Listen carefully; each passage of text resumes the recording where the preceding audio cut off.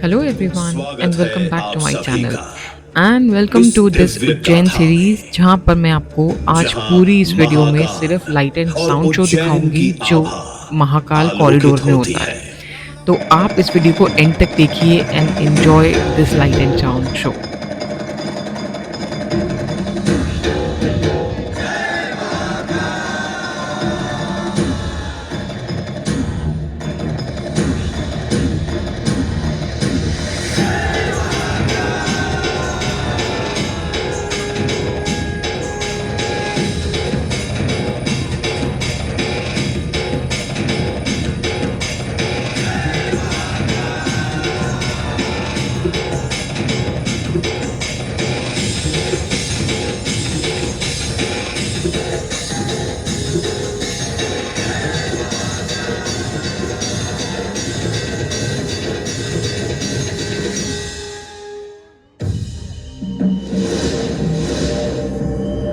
ब्रह्मांड की सबसे प्राचीनतम कहानियों में से आज हम वो कहानी सुनाएंगे जिसका सृजन पूरे ब्रह्मांड के सृजन से पहले हुआ। तब न देव थे, न असुर,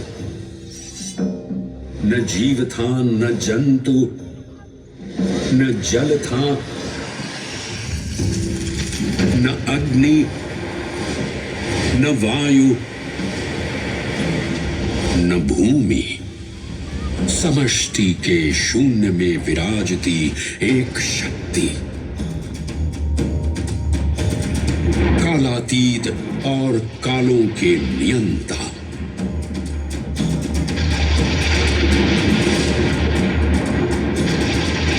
विधाता भी और विध्वंसक भी, अखंड, अचल, अविनाशी।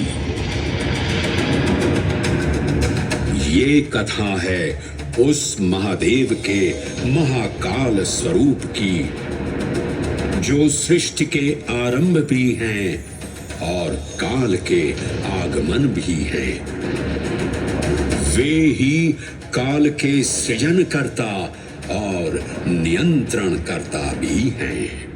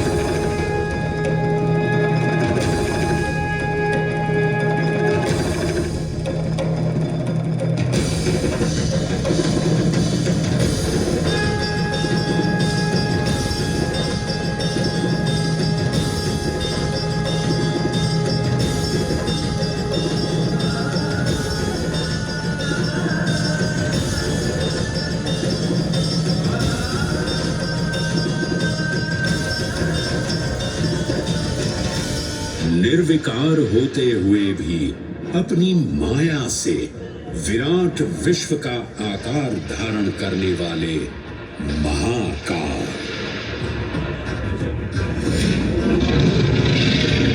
मेरुगिरी को धनुष और भगवान विष्णु को बाण बना दैत्यों के 3 पुरों का नाश करने वाले महाकाल। वो महाकाल जो तीनों लोकों में विद्यमान सभी शिवलिंगों में प्रधान है।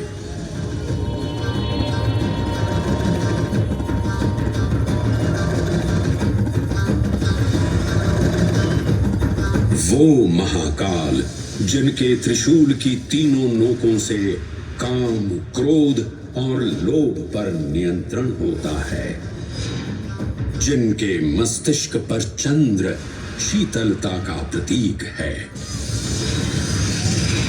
और जिनकी सवारी नंदी के 4 चरण सत्य, दया, दान और तप का चिन्ह है।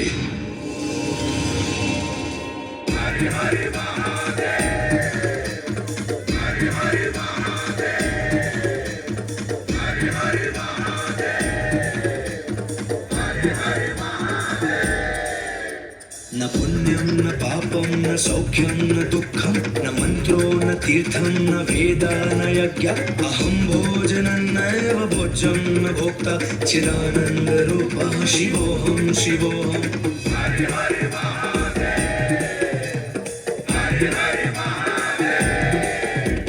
अहं निर्विकल्पो निराकार रूपो विभुत्वान् च सर्वत्र सर्वेन्द्रियाणां न चासङ्गतं नैव मुक्तेर्न मे अच्छिदानन्दरूपः शिवोऽहं शिवोऽहं चिदानन्दरूपः शिवोऽहं शिवोऽहं चिदानन्दरूपः शिवोऽहं शिवोऽहं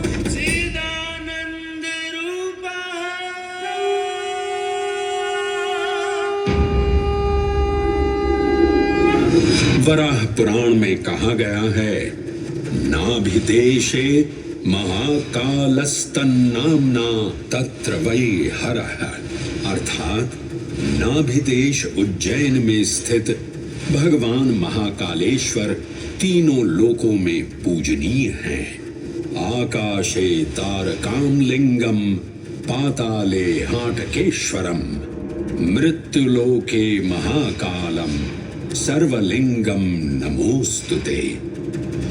आकाश में तारक लिंग के रूप में, पाताल में हाटकेश्वर के रूप में और मृत्युलोक में महाकाल के रूप में स्थित भगवान शिव को प्रणाम।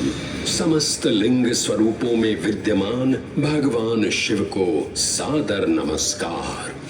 नाभिदेश उज्जैन का अटूट बंधन है महाकाल के साथ, जो महाकाल स्तोत्र में उल्लिखित है। उज्जयिन्यां महाकालम महाकालेश्वरम हरम महाकालम महायोगिनम नमामि पार्वती पतिम। तो चलिए मैं आपको कथा सुनाता हूँ इसी महान उज्जैन नगर की। उज्जैन, जिसे संस्कृत साहित्य में अवंतिका, विशाला, कुशस्थली, पद्मावती, कनकश्रृंगा, स्वर्णश्रृंगा, प्रतिकल्पा, कुमुदवती और अमरावती के नाम से पुकारा गया। उज्जैन, जो मनुष्य को मोक्ष प्रदान करने वाली 7 नगरियों में से एक है। उज्जैन, जहां 84 महादेव का आशीर्वाद प्राप्त है। उज्जैन, जिस पर सदा ही कृपा रहती है महाकाल की।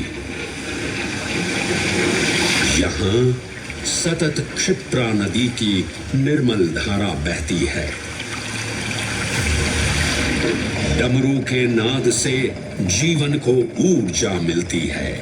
घंटियों की झंकार मन को आनंदित करती है और यहाँ का आकाश शिव आशीष स्वरूप है। श्मशान ऊषर क्षेत्र पीठम तू मनमेव च पंचकत्र न लभ्यते महाकाल पुरद्दते। अर्थात यहाँ पर श्मशान, ऊषर यानी अनुपजाऊ भूमि, क्षेत्र अर्थात पवित्र भूमि, पीठ यानी शक्ति स्थान और मन अर्थात आध्यात्मिक शांति का स्थल, पांचों एक ही स्थान पर उपलब्ध हैं। ये संयोग महाकाल की नगरी उज्जैन की महिमा को और गरिमामय बना देता है। उज्जैन के इस अलौकिक स्वरूप से प्रभावित हो महाकवि कालिदास अपने काव्य मेघदूत में लिखते हैं, हे जलधर, यदि महाकाल के मंदिर में समय से पहले तुम पहुंच जाओ तो तब तक वहां ठहर जाना जब तक सूर्य आंख से ओझल न हो जाए। शिव की संध्याकालीन आरती के समय नगाड़े जैसी मधुर ध्वनि करते हुए तुम्हें अपने धीर गंभीर गर्जनों का पूरा फल प्राप्त होगा। ये संध्या आरती जिसे कालिदास ने सराहा है अत्यंत महत्वपूर्ण है, क्योंकि ये वो प्रहर है जब सभी देवी देवता गंधर्व यहाँ उपस्थित होते हैं।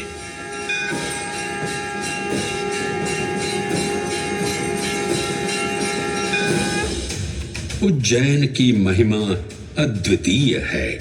सतयुग, त्रेता युग, द्वापर युग और कलयुग, हर युग में इसका अप्रतिम महत्व रहा है।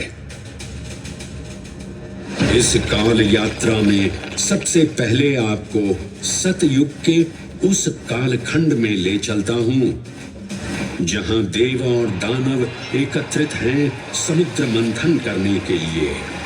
मन की आंखों से कल्पना कीजिए, भगवान विष्णु ने कुर्म का रूप ले मंदरांचल पर्वत को अपनी पीठ पर उठा रखा है। सागर से विकराल लहरें उठ रही हैं, मेघ भयानक गर्जना कर रहे हैं। देव और दानव वासुकी सर्प को नेति बना और मंदार पर्वत को मथनी बना सागर को मथ रहे हैं कि तभी जल का पाप कालकूट विष निकलता है और पूरी सृष्टि को अपने ताप से झुलसाने लगता है। इस भयावह स्थिति ने देवताओं और असुरों के बीच हाहाकार मचा दिया। यह कैसा अनर्थ है? लक्ष्य था अमृतत्व का, पर अब मृत्यु की विकराल छवि हमारी आंखों के समक्ष मंडरा रही है। इस भयंकर संकट से केवल वही उद्धारकर्ता मुक्ति दिला सकते हैं जो समस्त विश्व के परम संरक्षक हैं। तभी सब महादेव की शरण में जाते हैं और पुकार लगाते हैं, ओम नमो भगवते रुद्राय। और फिर तुष्टा महादेव भक्तों की गुहार सुनते हैं, कैलाश से उतरते हैं, विष को अपनी अंजुलि में भर अपने कंठ में धारण करते हैं।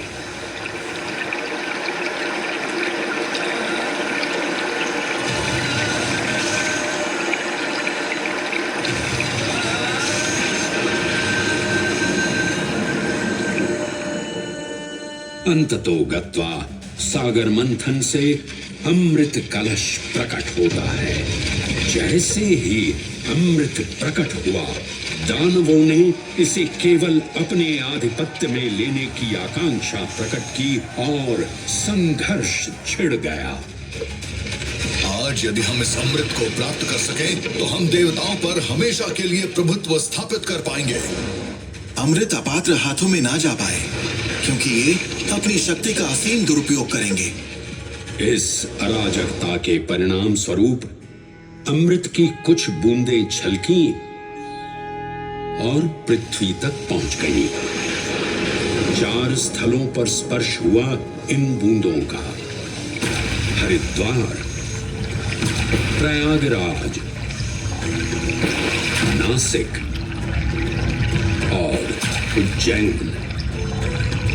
अमृत की इन्हीं बूंदों के कारण उज्जैन में हर 12 वर्ष पर कुंभ सिंहस्थ मेले का आयोजन होता है।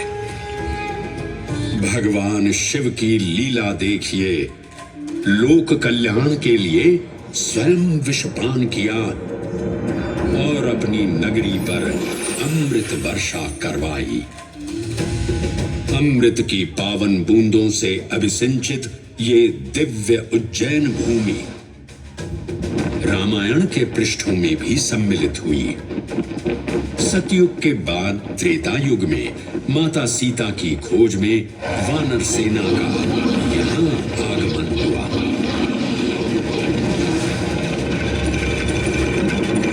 समय की इस यात्रा के माध्यम से अब प्रवेश करते हैं वाल्मीकि रामायण के किष्किंधा कांड में। जब वानर राजा सुग्रीव अपने यूथपतियों से सभी प्रमुख स्थानों पर जाने के लिए कहते हैं और उन्हें अवंती नगर यानी उज्जैन जाने का आदेश भी देते हैं। मेखला उत्कल के क्षेत्र, दशर्न के नगर, आब्रवंती, अवंती और विदर्भ के राज्य, साथ ही माहिष्का के आकर्षक राज्य में भी पूरी तरह से खोजना होगा। एक युग भगवान विष्णु के राम अवतार से संपृक्त और अगला युग उन्हीं के एक और दिव्य अवतार से समरस होना, ये अद्वितीय संगम केवल उज्जैन में ही संभव था। परंतु एक क्षण ठहरिए और ध्यान से सुनिए। ये हैं महाकाल के 1008 दिव्य नाम। हाँ, मैंने काल चक्र को परिवर्तित कर दिया है और अब द्वापर युग का शुभारंभ हो चुका है। विस्मय पूर्ण हो जाएंगे ये जानकर कि महाकाल के इन नामों को स्वयं भगवान श्री कृष्ण ने रचकर पिरोया था। महाकाल सहस्रनामावली की ये अद्भुत रचना उस समय की है जब योगेश्वर कृष्ण, उनके मित्र सुदामा और शेषावतार बलराम ने अवंती नगरी में स्थित सांदीपनी ऋषि के आश्रम में वेदांत दर्शन और शस्त्र विद्या की शिक्षा ग्रहण की थी। कहते हैं कि भगवान श्री कृष्ण को अवंती ने ऐसा मंत्र मुग्ध कर दिया कि यहाँ 64 दिनों तक रुककर उन्होंने 64 विद्याएं और 14 कलाओं का ज्ञान लिया। उज्जैन का संबंध महाभारत से भी जुड़ा हुआ है। इस महान महाकाव्य के वन पर्व में उल्लेख किया गया है कि महाकालेश्वर मंदिर में स्थित कोटि तीर्थ जल का स्पर्श मात्र करने से अश्वमेध यज्ञ के समान फल प्राप्त होता था। और फिर परिवर्तन की इस अनवरत धारा ने एक नई कहानी लिखी। उज्जैन में उदय हुआ मौर्य वंश का। सम्राट बिंदुसार ने अपने पुत्र अशोक को उज्जैन का राज्यपाल बनाया और समय के साथ अशोक के शासनकाल में धम्म का विस्तार हुआ। मौर्य वंश के पश्चात विभिन्न राजवंशों, सम्राटों और नरेशों ने उज्जैन की सेवा की। उनमें से प्रमुख मालवागण और फिर गुप्त वंश ने यहाँ राज कर इसके वैभव में वृद्धि की। उज्जैन ने अपने भव्य तेज से जहाँ महात्माओं और शासकों को आकर्षित किया, वहीं इस नगर पर आतताइयों की दृष्टि भी पड़ी।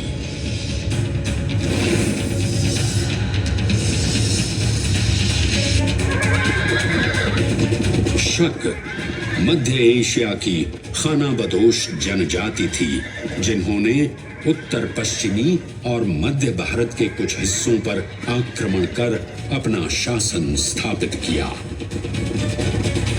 ईसा पूर्व प्रथम शताब्दी में जब भारत शकों के अत्याचार से त्रस्त था, तब उन शकों ने उज्जैन पर भी कब्जा कर लिया और फिर उज्जैन में उदय हुआ एक तेजस्वी योद्धा महाराज विक्रमादित्य का। एक तरफ शकों का बल तो दूसरी तरफ विक्रमादित्य का अद्वितीय पराक्रम। विक्रमादित्य की तलवार महादेव के तीसरे नेत्र सी चमकी। प्रचंड युद्ध हुआ। महाकाल की कृपा से शूरवीरों ने शकों को परास्त किया और उज्जैन में गणतांत्रिक शासन स्थापित किया।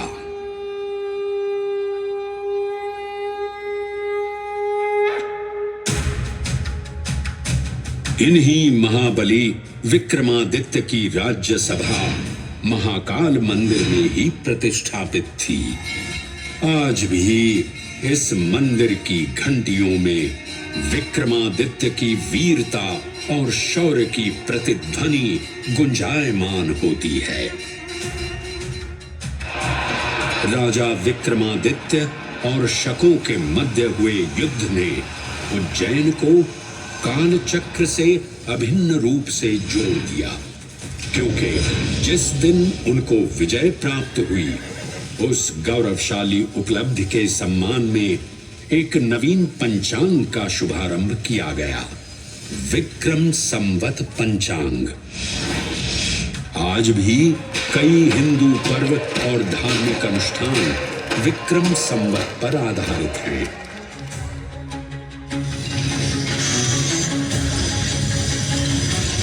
पृथ्वी की भौगोलिक कर्क रेखा इस पावन उज्जैन भूमि से होकर गुजरती है। लगभग 300 वर्ष पूर्व उज्जैन विश्व समय का प्रमुख संदर्भ बिंदु था। यही कारण है कि उज्जैन की वेधशाला में वराहमिहिर, आदित्य दास, ब्रह्मगुप्त, आर्यभट्ट और भास्कराचार्य जैसे महान विद्वान अनुसंधान और अध्ययन में तल्लीन रहते थे। खगोल शास्त्र का केंद्र, महाकालेश्वर का आवास, जगत गुरु कृष्ण की नगरी, विक्रमादित्य का राज। जयति जय उज्जयिनी, वैभवशालिनी नगरी उज्जैन।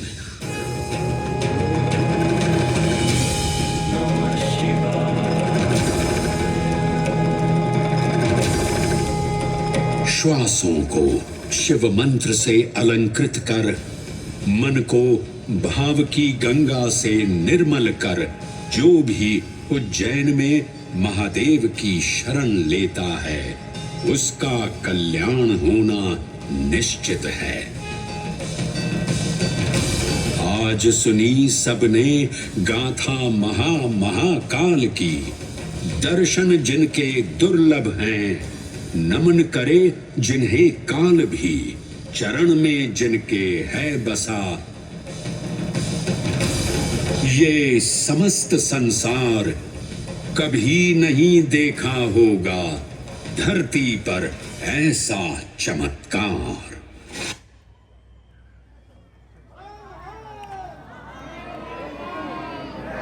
था ना अमेजिंग शो। ये इनका एक लाइट एंड साउंड शो है। दूसरा लाइट एंड साउंड शो होता है इनका रुद्र सागर लेक। वो भी मैंने कैप्चर किया है, बट वो पूरा कैप्चर नहीं किया है। उसके कुछ क्लिप्स हैं, आप वो भी इंजॉय कर सकते हैं। आराम से कहानी सुनिए।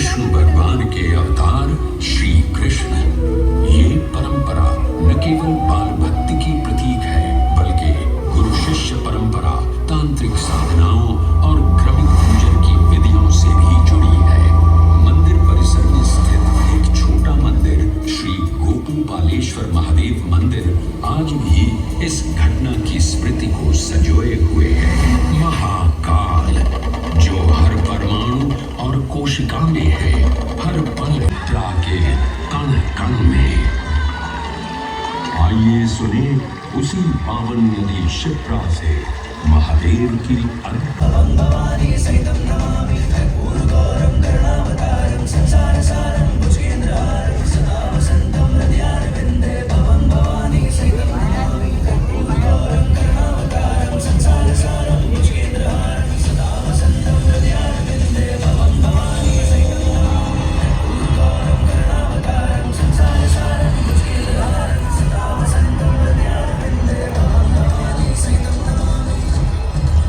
महाकाल की महागाथाएं इतनी विस्तृत है कि वे काल और अंतरिक्ष की सीमाओं को पार कर सकती है। और आज मैं आपको इन कथाओं का केवल एक संक्षिप्त अंश प्रस्तुत करूंगी, केवल कुछ चुनिंदा मोती। समस्त सृष्टि महाकाल की अद्वितीय चेतना का संचार है, परंतु जिसके हृदय में स्वयं महाकाल की दिव्य चेतना प्रवाहित होती है, वही है मेरे तट पर स्थित उज्जैनी। स्कंद पुराण में अवंती खंड के अनुसार अवंतिका यानी उज्जैन में सप्त सागर के अस्तित्व के बारे में बताया गया है, जिनमें से एक है रुद्र सागर। शिप्रा देवी आपको उन्हीं महाकाल की शिव पुराण में उल्लिखित एक गाथा सुनाती हूँ।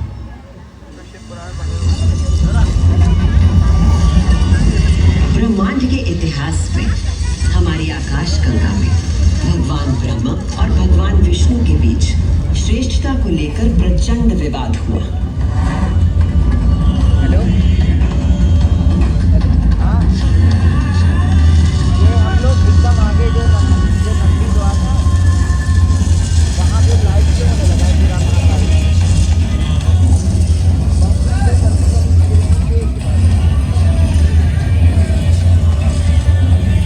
जब अपनी पराकाष्ठा तक पहुंच गए तो दोनों अपने अपने दिव्यास्त्र लेकर आपस में युद्ध करने के लिए तैयार हो गए। स्वर्ग में हाहाकार मच गया।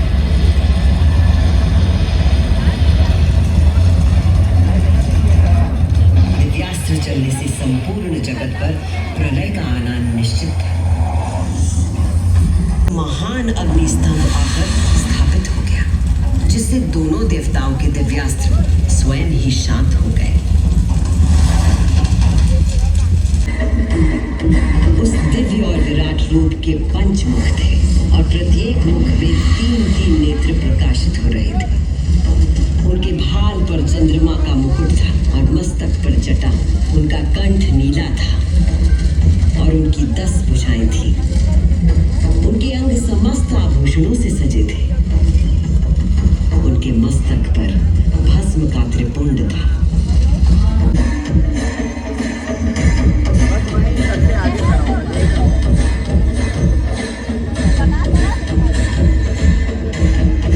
अभी आपने सुनी वो गाथा कि किस प्रकार भगवान शिव ने लिंग का रूप धारण किया और वहां चारों ओर की एक एक कोस भूमि ज्योतिर्लिंग रूपी भगवान शिव का स्थल बन गई। इस अद्भुत घटना के साक्षी बने समस्त देवता, गंधर्व और ऋषि मुनि। उज्जैन का वातावरण दिव्य ध्वनियों और मंत्रों से गूंज उठा।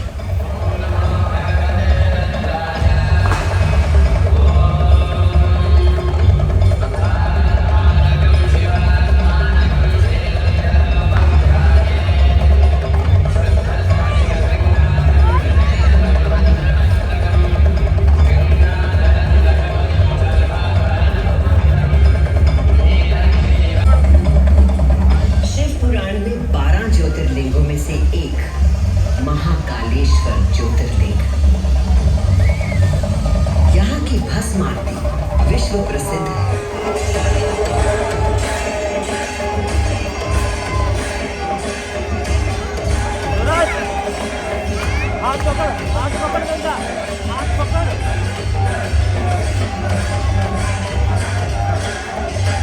इसमें भस्म से भगवान का श्रृंगार किया जाता है, क्योंकि महाकाल की तरह भस्म अविनाशी और अपरिवर्तनीय होता है। इस आरती की शक्ति और महिमा ऐसी है कि भक्तों के सारे पाप समाप्त हो जाते हैं।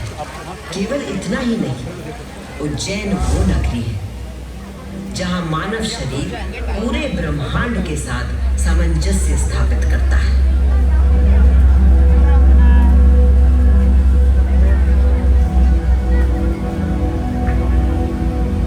यत् पिंडे तत् ब्रह्मांडे, अर्थात जो कुछ मानव शरीर में है वही ब्रह्मांड में भी विद्यमान है।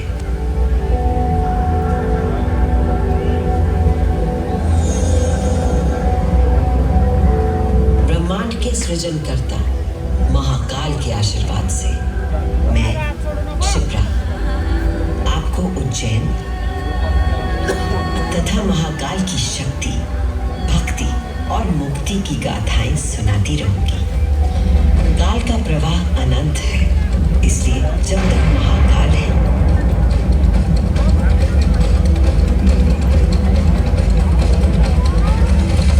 मैं यूं ही उज्जैन की स्मृतियों को अपने अंक में समेटे बहती रहूंगी।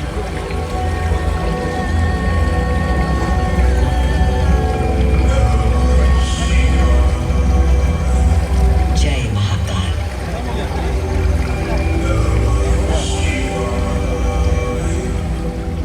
I got the goosebumps after watching this show. How about you? और आपको अगर मेरी ये उज्जैन सीरीज पसंद आ रही है तो please like my videos and subscribe to my channel. और नेक्स्ट वीडियो में मैं आपको महाकाल के दर्शन करवाऊंगी। टिल देन बाय बाय, हर हर महादेव।